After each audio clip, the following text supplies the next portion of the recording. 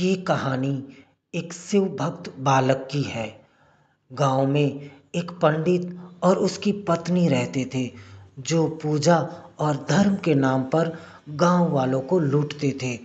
वो दिखावे के लिए देवताओं की बातें करते थे, लेकिन उनका उद्देश्य सिर्फ धन और समुद्री इकट्ठा करना था। उनका 10 साल का बालक बहुत ही अलग था। वह शिव का भक्त था और रोज शिव मंदिर जाता था। वहाँ वह बैठी एक भिखारन को अनाज और रोटी खिलाता। बालक का दिल बहुत ही दयालु था। जितना पंडित और उनकी पत्नी लोगों से ठगते थे, उसका बेटा उतना ही दूसरों की मदद करता था। एक दिन बालक अचानक घर से नहीं आया। भिखारन चिंता में पड़ गई और उसने शिव से विनती की, हे भगवान, मेरा एक ही सहारा था। पूरे गांव में से सब मुझे धुतकारते हैं। अब मुझे भीख भी नहीं मिलेगी। मेरा लगाव उस बालक से बहुत है। हे शिव, अब तुमसे मैं और कुछ नहीं मांगूंगी। इतना कर दे, जब तक जिंदा हूँ बस वो मेरे पास आके बैठे मेरी गोद में, मुझे सुकून मिलेगा। दरअसल पंडित और उसकी पत्नी को ये पसंद नहीं था कि उनका बेटा सबको दया और मदद करे। उनको लग रहा था कि हमारा बेटा हमारी कमाई ऐसे ही उड़ा दे रहा है। इसलिए उन्होंने उसे घर में बंदी बना लिया, ताकि वह भिखारन को कोई चीज न दे सके। बालक अपनी मासूमियत में उस भिखारन को अपनी माँ समझता था। इसी बीच पंडित की तबीयत अचानक खराब हो गई। उन्होंने अपनी पत्नी से कहा, जा वैद्य को बुला आओ। पत्नी ने कहा, ऐसी हालत में मैं आपको कैसे छोड़ दूं। लेकिन अतः उसने बालक को छोड़ दिया और वैद्य को बुलाने के लिए भेज दिया।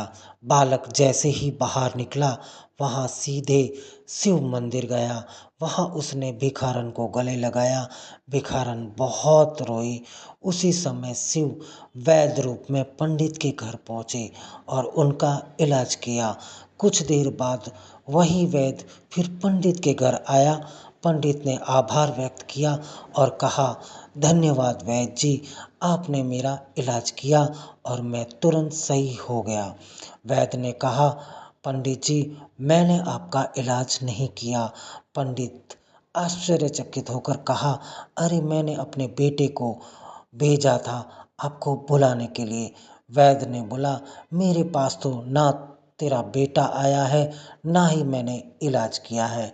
ये सुनकर पंडित और उनकी वाइफ हैरान रह जाते हैं और वो सीधा सपन अपने बेटे को ढूंढने निकल गए और ढूंढते ढूंढते मंदिर पहुंचे।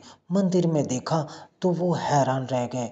भिखारन उनके बेटे को लाड प्यार कर रही है और पंडित कहता है, हम इतने लालच में अंधे हो गए कि अपने ही बालक को कभी गोद में नहीं बिठाया।